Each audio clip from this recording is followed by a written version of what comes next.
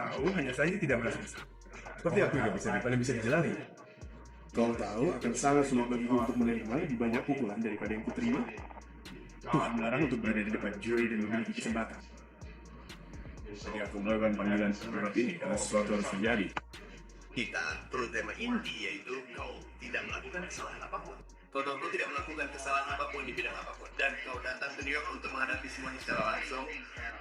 Jika ada yang memperhatikan apa yang sebenarnya telah kau lakukan, kau telah menangani ini dengan penuh kehormatan. Aku tidak berpikir itu berhasil. Aku telah mendengarkan. Aku telah menjadi klien yang luar biasa seperti yang kau katakan. Aku langsung naik pesawat. Saya akan datang ke New York. Tetapi saya hanya berlarian menunggu pelaku penembakan. Kita kehilangan gambaran besarnya, kawan. Ini pertengahan September dan belum ada dakwaan. Tidak, kalau begitu Anda harus punya juru bicara. Anda harus punya semacam komunikasi untuk terus-menerus menekan sasaran. Karena Anda mungkin hanya orang yang menonton CNN. Dan ada sekitar 9 miliar orang di dunia. Dan 7 miliar diantaranya ada di Instagram dan TikTok. Jadi Anda berada di tempat yang salah untuk mencari tahu apa yang dipikirkan orang-orang yang menjadi juri. Kita harus menemukan seseorang yang mau bekerja sama dengan kita, entah mereka dari negara ini atau dari negara lain. Bisa jadi seseorang yang pernah berurusan dengan bisnis media dan propaganda yang paling kotor. Ketika Anda menjadi pemimpin dengan cara seperti itu mengagumkan sampai Anda mencapai titik di mana Anda ingin mengendalikan semua orang di sekitar Anda. Dia mencapai titik itu. Ya seperti film Scarface. Saya menginginkan dunia dan segala isinya. Tetapi Anda memiliki segalanya. Hey New York, kita berhasil. Harlem, kita berhasil. Harlem, kita berhasil. Ada mantra yang dimiliki Sean. Tidak ada yang akan lebih besar dari saya. Sean adalah 1% dari 1% dari 1%. Kita tidak akan pernah melihat Sean lagi dalam hidup saya. Karena semakin banyak uang yang dia dapatkan, semakin banyak kekuasaan yang dia dapatkan, semakin banyak kekuasaan yang dia dapatkan, semakin banyak uang yang dia dapatkan. Dan dia selalu merasa uang dapat menyelamatkannya dari segalanya. Saya merasa penting bagi kita untuk memberi tahu publik dari sudut pandang curi tentang bagaimana kita mencapai putusan. Itu tidak semua yang diberitakan media. Anda ingin bilang barang-barang di tas saya? Dia selalu menciptakan narasi. Dia pendongeng terbaik di dunia hip hop. Dia pikir dia Superman berkulit hitam. Aku bisa melakukan apapun. Kau tidak bisa bertahan lama dalam hidup dengan melakukan hal-hal yang dia lakukan sebelum sesuatu akhirnya terjadi. Kau tidak bisa terus menyakiti orang dan tidak akan terjadi apa-apa. Itu hanya masalah waktu. Itu memungkinkan mereka untuk mendapatkan gambaran yang lebih jelas menegakkan pertahanan secara horizontal lebih cepat, bukan? Dan itu juga sebaliknya buat pertahanan berpikir lebih baik. Aku benar-benar gila. Ada banyak hal yang terjadi. Kau tahu, aku tidak melihat mereka merobohkan gedung buruk itu. Kalau kosong itu gila bagiku, karena kosongnya sudah ada di sana. Itu hanya pertanda bagiku. Seperti waktu untuk masa depan. Waktu untuk masa depan. Itu adalah bangunan kecil untuk bangunan yang sudah disiapkan.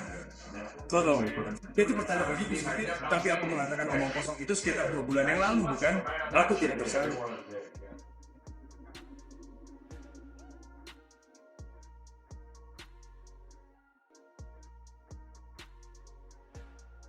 Off berada di posisi ini, di mana dia mengalami semua kekacauan ini, tetapi dia belum sampai pada titik di mana dia mengatakan di mana kesalahannya. Dia berkata pada dirinya sendiri, bagaimana aku bisa keluar dari ini? Mungkin aku bisa meyakinkan beberapa saksi bahwa aku bukanlah orang yang seperti ini, but pada akhirnya dia akan sampai pada titik di mana dia akan bertanya pada dirinya sendiri, bagaimana aku bisa masuk ke dalam situasi ini?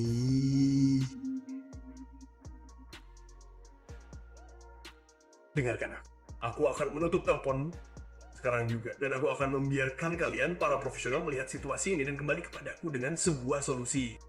Tidak peduli apa, tidak peduli dengan siapapun. Mari kita lakukan di sana sih. Kalian semua tidak bekerja sama dengan dia. Kita kalah. Curtis 50 Cent Jackson, longtime rival of Sean Diddy Combs, recently spoke in an interview about the new Netflix documentary series surrounding Diddy. Addressing his involvement, 50 Cent explained that many people assume he's speaking out purely because of their long-standing beef. But according to him, the tension began years ago when Diddy made comments that made him uncomfortable, including an incident where Diddy offered to take him shopping in a way that felt like a test of boundaries. 50 Cent was clear. This isn't personal revenge. He says he's speaking now because of the situation itself, not because of old grudges. Bagaimana Anda menanggapi orang-orang yang mengatakan bahwa itu lebih tentang penghinaan yang Anda miliki terhadap Sean Combs daripada memberi para korban tempat? Apa yang mereka anggap sebagai perseteruan yang sudah ada sebelumnya benar selama 20 tahun. Benar adalah saya merasa tidak nyaman dengan dia. Yang menyarankan agar dia mengajak saya berbelanja atau saya melihatnya seperti dia seperti penguji seperti mungkin Anda akan ikut bermain dengan saya. Benar? Dan itu tidak bersifat pribadi. 50 Cent framed his decision to speak out as a defense of the culture. He emphasized that this is not about putting hip-hop on trial. Instead, it's about holding one individual accountable for his actions. He argued that silence from influential voices could be interpreted as approval.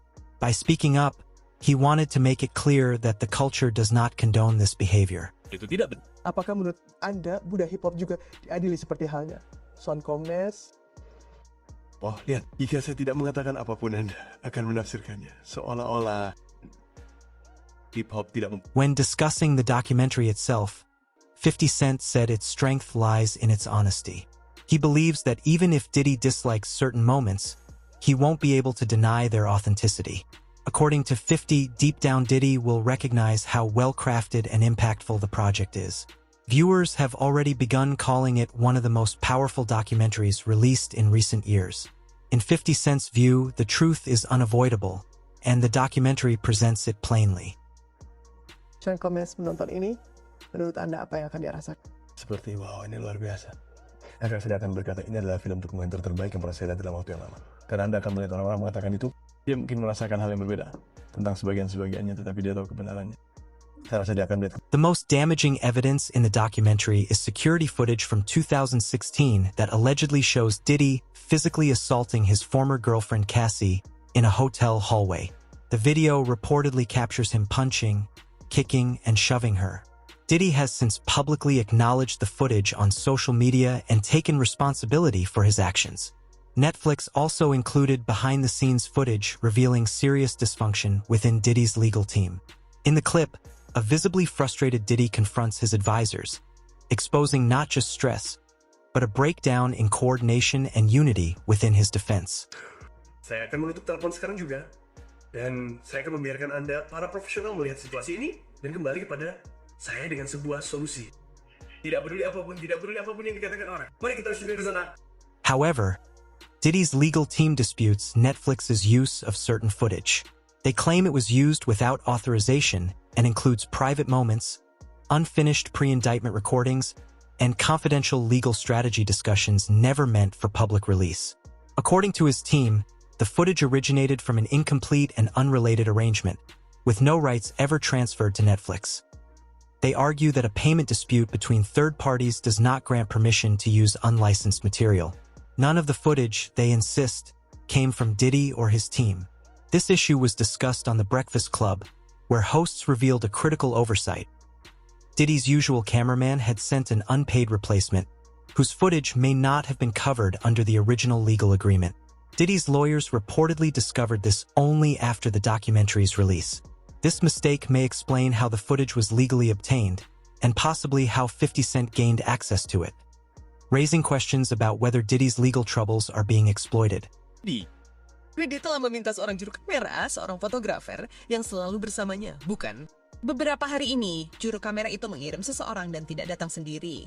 Diddy punya perjanjian hukum, dari apa yang diceritakan timnya, dia punya perjanjian hukum dengan videografer dan fotografer itu.